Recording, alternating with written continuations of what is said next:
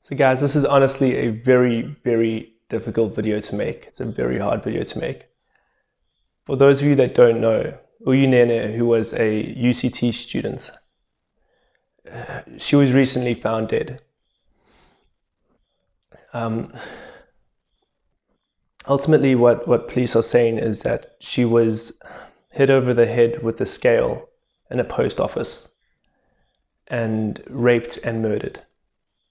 And they have a 42-year-old suspect who confessed to everything while in court, and he has his first official hearing on the 5th of November.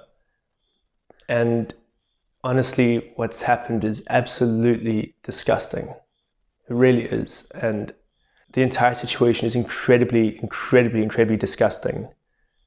And honestly, I hope that he receives the full penalties of the law. I really hope he does.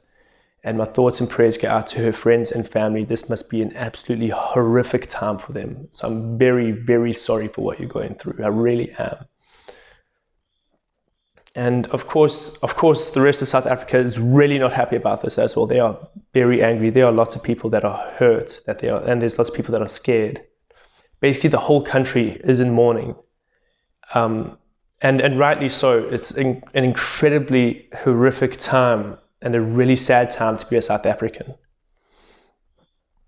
And so I've seen all over social media, on people's Facebook, Instagram, Twitter, WhatsApp statuses, absolutely everything. People are sharing the story. And people are not happy, people are upset, and that makes a lot of sense. But I've noticed a trend, and I don't know if it's a necessarily healthy trend. And I'm going to be very, very careful with my words here. I'm going to try my best, because I do not want to offend anyone in the slightest. But I've noticed a trend of vilifying men. And I see this through the hashtag men are trash. I see it through tons of statuses where people are talking about how men are absolutely disgusting garbage and stuff like that. And I think vilifying an entire gender is going to tear this country apart more than it's going to bring it together. In a time like this, we need unity. We need to start looking out for each other. We know how dangerous our country can be. So we've got to be there to support each other, not to throw the blame on each other.